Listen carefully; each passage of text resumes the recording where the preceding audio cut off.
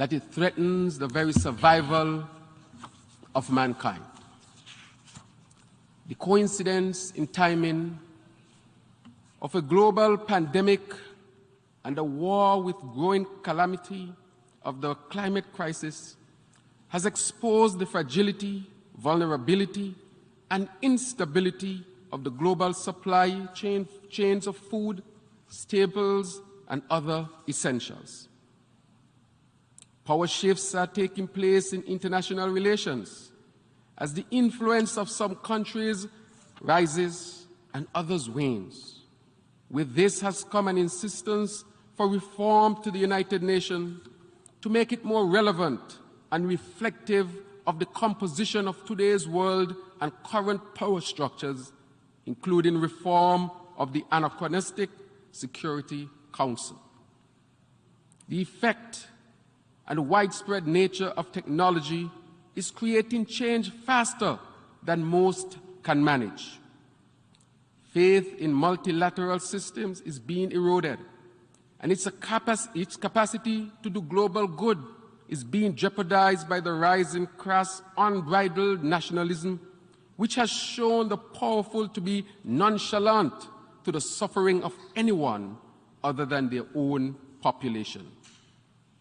It was the 7th Secretary General, His Excellency Kofi Annan, who reminded us that no nation can defend itself against threats to development entirely on its own, that the challenges we face are global and they demand a global response.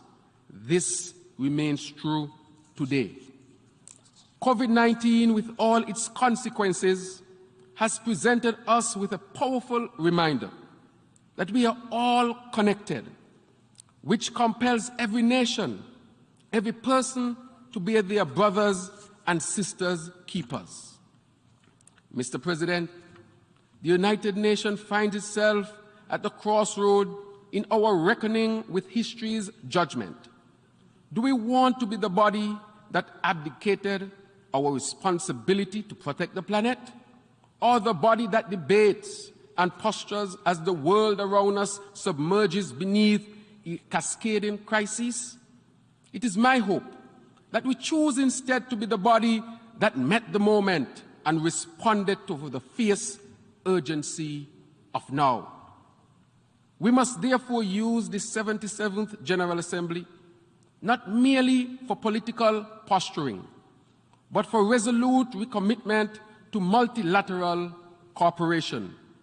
For small island developing states and indeed vulnerable peoples everywhere, there can be no international security without climate security. This requires collective fidelity to multilateral action for our very survival.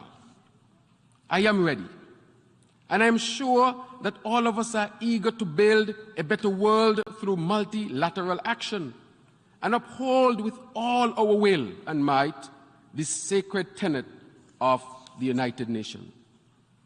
Even as geopolitics and great power competition is exacerbating conflict and the climate catastrophe, we must face the hard truth that only through multilateralism will we face the global trajectory, will we force the global trajectory toward global peace, prosperity, and sustainability. Mr. President, every country on the planet, national populations have had to confront the reality of climate change. As our planet heats up, so too have the frustrations and impatience of the global's ordinary citizens who feel they are losing the fight to make ends meet and secure the future of their children.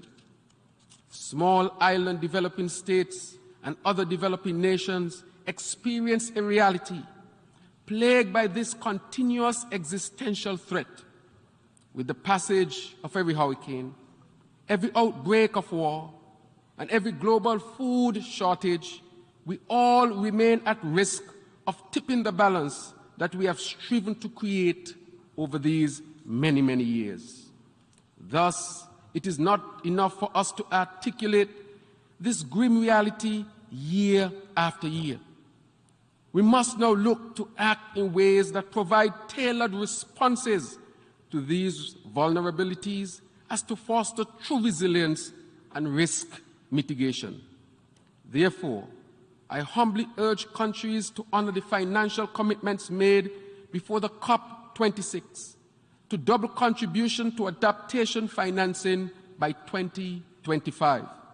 A delayed response to these commitments would further imperil our developing nations. Climate financing, resiliency, and environmental conservation must be integrated into national development policies and must be at the forefront of our global development agenda. Mr. President, this situation cries out for the multilateral system to urgently put in place a multidimensional vulnerability index which takes into consideration the peculiar characteristics and climate vulnerabilities of small island developing states such as mine. Mr. President, all countries are environmentally vulnerable. All are socially and economically exposed to the exogenous shock.